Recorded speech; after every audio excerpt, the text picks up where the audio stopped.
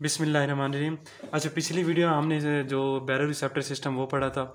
इस वीडियो में हम इंशाल्लाह सारे जो रिसेप्टर सिस्टम है जो कि ब्लड वॉल्यूम को कंट्रोल करते हैं, ब्लड प्रेशर को कंट्रोल करते हैं, वो पढ़ेंगे। ठीक है। अब सेकंड नंबर पे जो मोस्ट इफेक्टिव है वो है कीमो रिसेप्टर सिस्टम। ठीक है।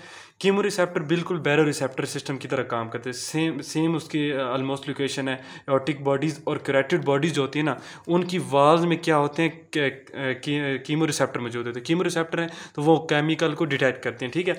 अब एक टिश्यू है वो ज़्यादा काम कर रहा है, एक टिश्यू ज़्यादा काम कर रहा है तो आपको पता है जब भी मेटाबॉलिज्म ज़्यादा होते हैं वहाँ पे कार्बन डाइऑक्साइड बनती है। पहली बात कार्बन डाइऑक्साइड बनती है।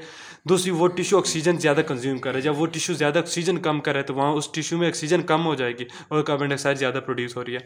और जहाँ पे टिश्यू में अगर ऑक्सीजन कम है तो वो एनारोबिक रिस्पिरेशन होगी तो वहाँ पे लैक्टिक एसिड ज़्यादा होगा तो उस एसिड की वजह से हाइड्रोजन आयन बाहर जाएंगे। ठीक है। तो जब भी बॉडी में ऑक्सीजन कम होती है, कार्बन डाइऑक्साइड बढ़ती है और हाइड्रोजन आयन बढ़ जाते हैं। ठीक है। तो उसका मतलब क्या था कि वहाँ पे मेटाबॉलिज्म ज़्यादा हो रहा है तो वहाँ हमें ब्लड ज़्यादा चाहिए।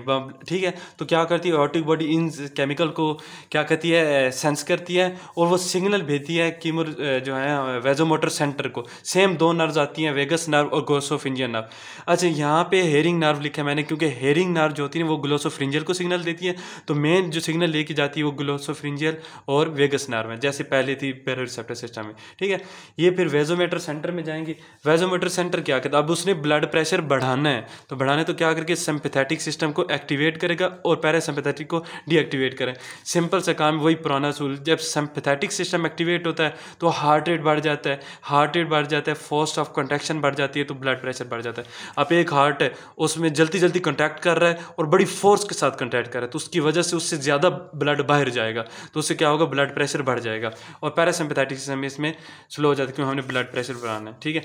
अब नेक्स्ट हम बात करती हैं, ये हमारी कीमो रिसेप्टर रिस्पॉन्स था। फिर है वॉल्यूम रिफ्लेक्स। वॉल्यूम रिफ्लेक्स बिल्कुल आसान है, बिल्कुल। अब हमारे पास हार्ट है, उसके दो चैम्बर होते हैं, ऊपर दो एट्रिया होते हैं, नीचे दो वेंटिकल होते हैं। सारा बॉडी का ब्लड कहाँ पे आता है, अगर ब्लड वॉल्यूम बढ़ रहा है बॉडी में तो सारा ब्लड वेनस रिटर्न के जरिए कहाँ पे आएगा, राइट एट्रियम में आएगा। ठीक है। अब राइट एट्रियम के पास पहले इतना वो था राइट एट्रियम, अब उसके पास ब्लड आ गया तो वो फूल जाएगा। ठीक है। उसके पास ब्लड ज़्यादा आ गया, अब उसकी वॉल्स क्या होंगी, स्ट्रेच हो जाएंगी, उसके अंदर प्रेशर बन रहा है। ठीक है। जब वॉल स्ट्रेच होंगी ना तो एटीएस सिग्नल भेजेगा, स्ट्रेच रिसेप्टर जो सेंस करके सिग्नल भेजेंगे ब्रेन के डिफरेंट पार्ट को। तो हाइपोथैलेमस को सिग्नल भेजेंगे कि हाइपोथैलेमस को कहेंगे कि भाईजान आप एडीएच कम बनाएं। क्यों कि जब हमारे पास ब्लड वॉल्यूम बढ़ा है ना उसकी वजह से ब्लड प्रेशर बढ़ा है। मेन चीज़ ब्लड वॉल्यूम है तो हमने बॉडी में किसी तरह ब्लड वॉल्यूम को कम करना है। तो बॉडी में सिर्फ एक ही जगह है जहाँ हम ब्लड वॉल्यूम कम कर सकते हैं, वो है किडनी। जितना ज़्यादा यूरिन बनाते जाएंगे बॉडी से ब्लड जो है ना फ्लूइड निकलता जाएगा और ब्लड वॉल्यूम कम होता जाएगा। तो एटीए क्या करते हैं, एडीएच को कहते हैं एडीएच नहीं बनना क्योंकि एडीएच का काम तो है वाटर रिटेंशन करना, हमने तो वाटर रिलीज करना है यूरिन के जरिए, तो एडीएच को हम कम कर देंगे। ठीक है। दूसरा ये बनाते ANF, atrial नाइट्रोयूरेटिक factor. Atrial नाइट्रोयूरेटिक factor जो है ना एट्रियल वॉल खुद बनाता है, ये एक हार्मोन है और ये इसका काम क्या होता है कि वाटर रीअब्जॉर्प्शन को कम कर देना। ठीक है। जब वाटर रीअब्जॉर्ब कम होगा तो इसका मतलब यूरिन में ज़्यादा निकल रहा है तो बॉडी से पानी निकल जाएगा, हमने वही फ्लूइड निकालना है। तीसरा जो होता है ना, तीसरा होता है जो किडनी की तरफ ब्लड लेके आती हैं आर्टियोल्स, उसको कहते हैं एफनेट आर्टियोल। तो उनको हम डायलेट कर देते हैं ताकि ज़्यादा से ज़्यादा ब्लड जो है ना वो किडनी के पास है। जब ज़्यादा ब्लड होगा ज़्यादा फिल्टर होगा, ज़्यादा फिल्टर होगा ज़्यादा यूरिन बनेगा, ज़्यादा बॉडी से एक्सक्रीट होगा तो ब्लड वॉल्यूम कम हो जाएगा। जब ब्लड वॉल्यूम कम होगा तो हमारा ब्लड प्रेशर कम हो जाएगा। ठीक है। अब हम बात करते हैं जो हमारा ब्रेन ब्रिज रिफ्लेक्स। अब ब्रेन ब्रिज जो रिफ्लेक्स है ना ये बहुत ज़्यादा इंपॉर्टेंट है और जो बहुत ज़्यादा जो है ना ये पास पेपर में क्वेश्चन आया। इसका और वॉल्यूम रिफ्लेक्स का ऑलमोस्ट सेम मैकेनिज्म है। इसमें क्या होता है ब्रेन ब्रिज रिफ्लेक्स में कि ब्लड वॉल्यूम जब बढ़ेगा वही सेम चीज़, जब ब्लड वॉल्यूम बढ़ रहा है तो एट्रिया के पास ना ज़्यादा ब्लड आएगा।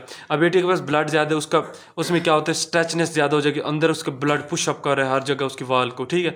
जब उसके अंदर ब्लड वॉल्यूम ज़्यादा है, ब्लड प्रेशर उसके एट्रिया के अंदर ज़्यादा होगा तो यहाँ पे बाकी मैकेनिज्म तो वही होने, लेकिन जब एट्रिया की वाल स्ट्रेच हो रही है तो एट्रिया की वाल में अगर ये आपको ऐसे नोड है तो एट्रिया के वाल के अंदर ऐसे नोड भी स्ट्रेच होगा।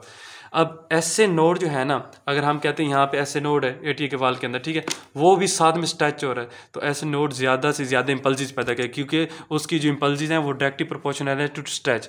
तो ऐसे नोड जो है वो ज़्यादा इम्पल्सिस पैदा कर रहा है। जब ज़्यादा इम्पल्सिस ऐसे नोड की होंगी तो हार्ट रेट और हार्ट कंट्रैक्शन भी बढ़ जाएंगे। दूसरा क्या मैकेनिज्म होता है कि वेगस नर्व वही पुराने सिस्टम मेडुला के पास जाएगी, मेडुला जो है वो सिंपैथेटिक सिस्टम को एक्टिव कर देगा। वही जब सिंपैथेटिक सिस्टम एक्टिव हो गया तो फोर्स ऑफ कंडक्शन और हार्ट रेट बढ़ गया, ठीक है। अब इस चीज़ में हमारे पास ब्लड वॉल्यूम ज़्यादा है और हम हार्ट रेट और फोर्स ऑफ कंडक्शन को भी ज़्यादा कर रहे हैं। इसकी वजह क्या है? देखो, जब दिल है, हार्ट है, उसके पास ब्लड वॉल्यूम ज़्यादा आ गया, तो हमने क्या करना है कि उससे ब्लड को कहीं ना कहीं रिलीज़ करना है। अगर ब्लड उसमें अंदर हार्ट के अंदर आता जाता है आता जाता है आता जाता है, तो लास्ट में क्या हो सकता है कि बिल्कुल हार्ट कोलैप्स कर सकते हैं। तो हमने हार्ट से किसी तरह ब्लड निकालना है, तो हम फोर्स ऑफ कंट्रैक्शन को भी ज़्यादा कर देंगे और हार्ट रेट को भी, ताकि हार्ट से ज़्यादा ब्लड निकलता रहे। उसकी वजह से क्या होगा, हार्ट में ब्लड नहीं रहेगा और पल्मोनरी सर्कुलेशन में भी नहीं रहेगा, बल्कि सिस्टेमिक सर्कुलेशन में घूमेगा। जितना ज़्यादा सिस्टेमिक में घूमेगा, इसका मतलब है ज़्यादा से ज़्यादा किडनी में जा रहा है, क्योंकि किडनी रिसीव करती है सिस्टेमिक से। ये पॉइंट याद रखना है, हमने ज़्यादा से ज़्यादा दिल से निकाल के किडनी तक पहुँचाना है, हार्ट से निकाल के किडनी तक पहुँचाना है वाया हमारे पास सिस्टेमिक सर्कुलेशन। जब किडनी के पास ज़्यादा जाएगा तो वो ज़्यादा यूरिन में हो जाए, तो उससे ब्लड वॉल्यूम कम हो जाएगा, ठीक है। ये हमारे पास सिस्टम से। Thank you.